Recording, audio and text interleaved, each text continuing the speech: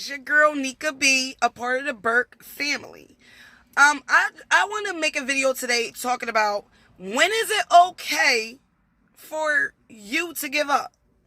Now, I honestly don't have the real question for it, but I can only give you my take on it. Like, I feel like I was always a firm believer. Like, you shouldn't give up unless you stress your every ability. I mean, everything in your bone. You done stress to try to make the situation work and it didn't work. Then maybe it's not for you and you should, take a break on it. Not necessarily give up, but take a break. Recollect yourself and then try it again. Because maybe you missed to do something. So I always wondered, comment down below of what's your take on it. When should somebody give up? Because I know mad people who set out to do things, and as soon as they haters come out and say, oh, that's dumb, just give up, blah, blah, blah, they be like, okay, I'm going to give up. And then later on down the road, those same people that told you to give up turns around to do the thing that you sought out to do. To me, that's called haters. So I was always raised ever since I was a kid to never give up. Give up is not in your vocabulary. Can't is not in your vocabulary. You always stay focused and never give up. But somebody asked me the other day, when is it okay to give up? No matter if it's relationships or being a parent or simply, a job. When is it okay to give up? I remember I was working at this one job. At the time it was called, Eaton Park. I'm not sure if a lot of you know the restaurant Eaton Park, because I was living in PA, in Western PA. And I went through some pretty interesting things, to say the least. But I remember I never, it was my first job. I have never, had a paycheck job. I always had under the table gigs because I felt like that was best for me at the moment because, under the table jobs is more flexible. So I was working at this restaurant called Eaton Park, and my first position there was a server. Like I said, I never ever worked in a restaurant before, so I had zero experience.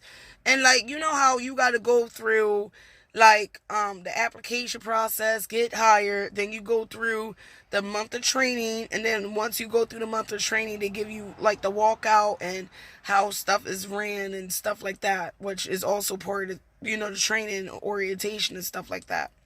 So after I completed all that, I remember I was a server and I was pretty bomb at it.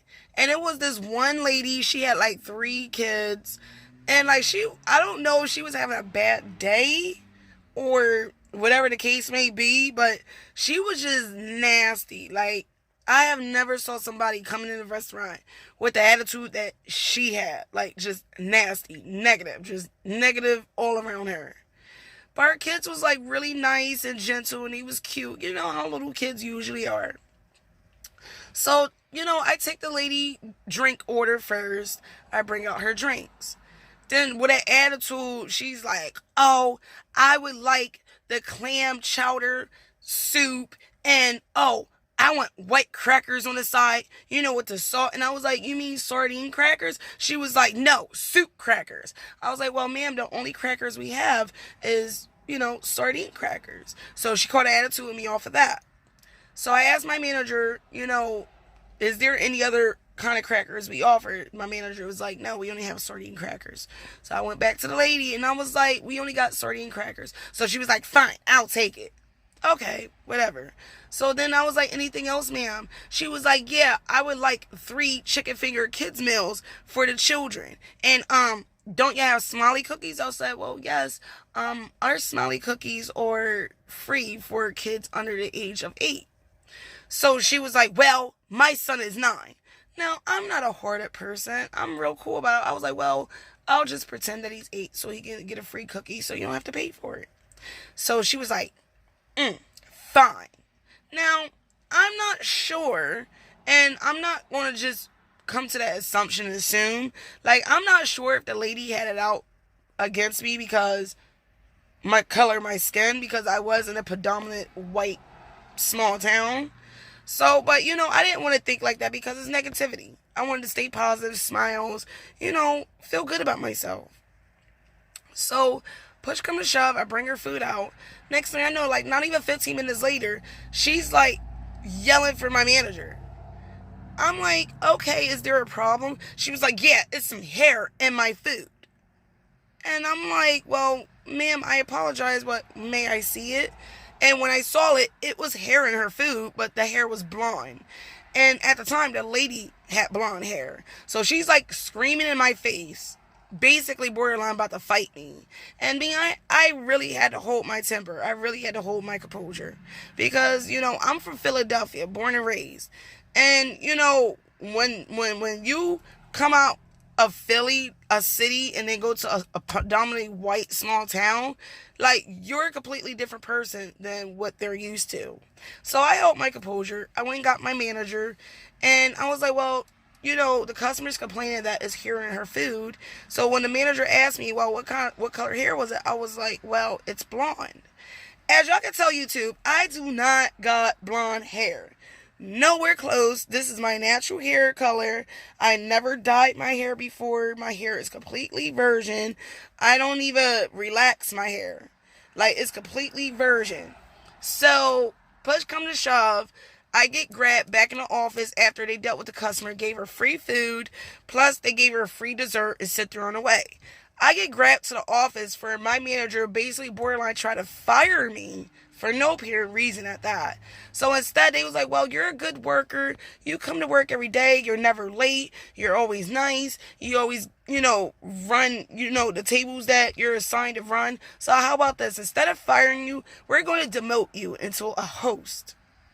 Now, servers make good money. A host at the time was only making like $7.25. Like, literally. The hostess that was at that restaurant was like 15, 16 years old. At the time, I was a mother of 2. So I was like about, I'm going to say a good 19, 20 years old. So I was like really upset because not just it was my hair and I handled the situation correctly, but because the lady felt some sort of way against me, even though clearly the hair wasn't mine, and I felt like she planted her own hair in her food just to not pay for it to get free food and for me to get demoted. Like, everybody that I told that story to at the time was like, oh, you should just quit and give up on that job and da-da-da-da. But I was like, I was always raised to never give up because giving up is not in the vocabulary. So, I rocked it out there a little longer. I took the demotion. I was a host, and that was running the server board. Who do you assign tables to and how many tables do each server get? Cleaning up the storefront, garbage control, mopping the floors, vacuuming the floors, cleaning the bakery, case and all that, restocking the bakery case, and you know what I mean? That's just all many things that I had to do. So, I took that demotion. Every day I still worked, with the work, smiling, all that good stuff. So it was this one server, she obviously had problems with me and I didn't know. And I remember one night she walked up to me. We was in the back of the restaurant on a smoke break, and she tried to fight me, and she's like, oh, I don't like black chicks and this, that, and other. And I'm like, why? Like, if you don't like me, why are you talking to me? Like, why are you talking to me? Why are you in my face? Like, this is a big smoke break area. Like, go on your side and let me stay on my side. Go on your station and I'll stay in mine. And she was just so adamant. And then she ran in the restaurant and told the manager that I was trying to fight her. Literally, I felt like the manager believed her. So instead of firing me, they knocked my hours down, knowing that I didn't need that. Like, I needed all the money as possible. Like, I had a 3-bedroom house at the time. I was paying $500 for a month. Then I had to pay all utilities. Then on top of that, I had a vehicle. I had car insurance. So it's like, I'm already making $7.25 an hour. and then you're going to cut my hours. So my paychecks literally used to be like $275 after taxes. Like, literally 16-year-olds got paid more than me. 16-year-olds got paid more than me, and I was a grown woman at the time. So I felt like I stressed all my ability, went to work on time, never called off, never was late, never with the excuses.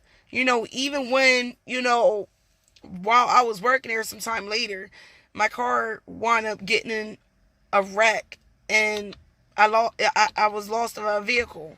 So instead of driving to work, I was walking to work. Like, I would literally leave my house 2 hours before I had to be to work, just so I can walk all the way across town.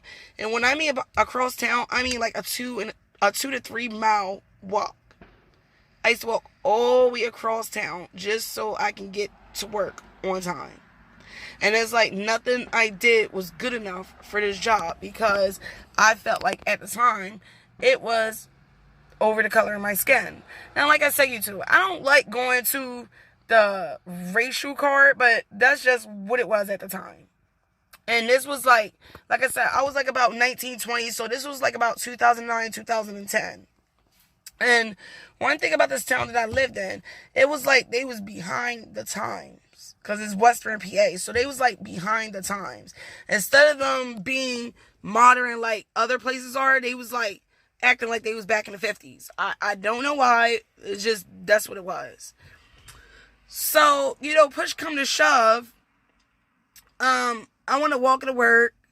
You know what I mean? They cut my hours. So I felt like at that point, because I stressed all my ability, it's time to drop this job to get another one. So I went from Eaton Park, and then I wound up getting into Chili's. Chili's was all good and great, but the manager there was like, had some serious OCD. Serious OCD. Like, you couldn't do nothing. Like, some serious OCD. So, sorry about that, YouTube. I had to cut my car off so my light wouldn't cut off. But, anyway, like, my manager had, like, some serious OCD. Like, she used to make everybody, like, scour the place from the ceiling to the floor. Like, no cap, no gas. And I remember, like, if anybody ever been to Chili's before, they got, like, windows going all the way around the building.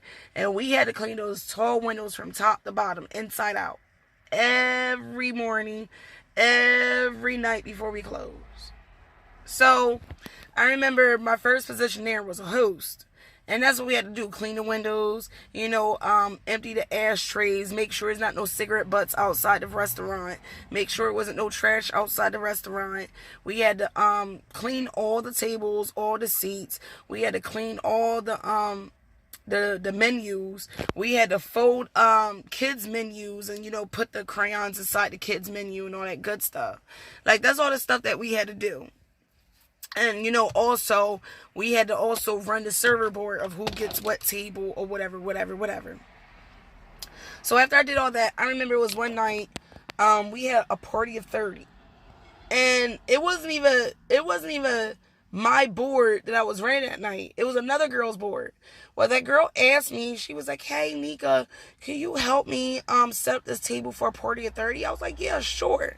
So after I helped this chick set up, put like 3 tables together, move chairs around so this party of 30 can fit, why did this girl go and tell the manager, oh, she caught an attitude with me? When I never caught an attitude with her. When she asked me, I said, okay, sure. And I helped her set it up. So where did you get this attitude? And it's like, I wound up getting demoted. Instead of firing me, because the lady, she really wanted to fire me, but another manager stuck up for me. They was like, she's a good worker. She never called for work. She's never late. Like, she always have a smile on her face. Like, give her a chance. So I wound up getting demoted. And instead of me being in the front of the house, being a host, they put me in the back of the house, being a food prep.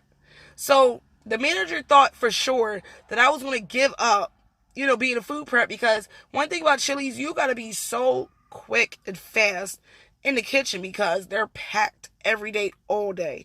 I don't know what it is about Chili's food, but people love Chili's. And I got to give it to Chili's. They got some good food. It be lit. So, When I was a food prep, they tried me out. I didn't even have no experience in that neither. Like, I swear my training was like a 45-minute training. And they left the rest of the time on me. So I'm chopping up like 3 pounds of raw beef. And I had to chop it in like a half an inch cut. And you have to like complete all this before your shift is over. So I had 3 pounds of raw beef. Then I had to switch gloves, and I had 6 pounds of raw chicken. And like I said, you have to cut like half-inch strips. And then after you cut it into a big bend, you have to get like the scale. And you have to, put the plastic on top of the scale, and you got to put the meat on top of the scale, and it got to weigh out to 1.8 per plastic bag, and you got to store it. Once you store it in a, baggie, you got to put that baggie in a bin, whereas all the other baggies, and then you got to date and time it and all that, and then you got to put all that in the freezer. So when it cooks, go in the freezer to, get the meals so they can prep for the customers, it's already prepped and everything is portioned and weighed out correctly. And I had to do that every day. And I had to get all that stuff done before my shift was over. And like my hands used to be like this because you had to be really fast. Like you got big, big boxes of meat that you got to cut up and prep.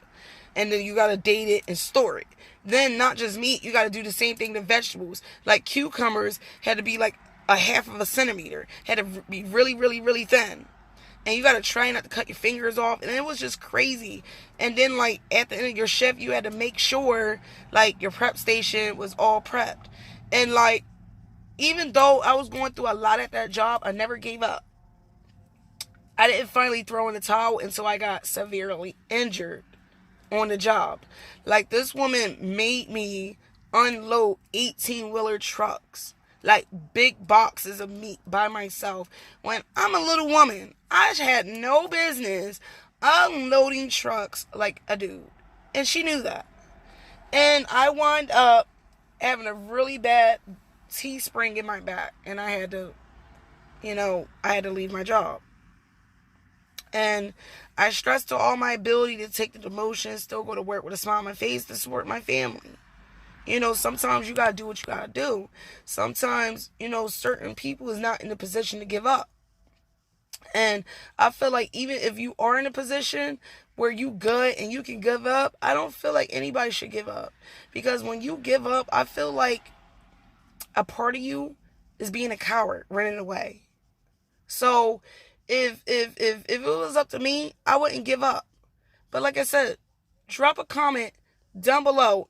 And y'all give me some conversation starters and what you think about giving up and the meaning behind giving up and what's your intake in giving up. But, I'm not going to talk your heads off because, I could talk for days. But that's just my intake on giving up and my story behind to never give up. So, don't forget to turn on your notifications. Comment down below. Subscribe to this channel, The Burke Family. This your girl, Nika Neek. I'm out for the night. Peace.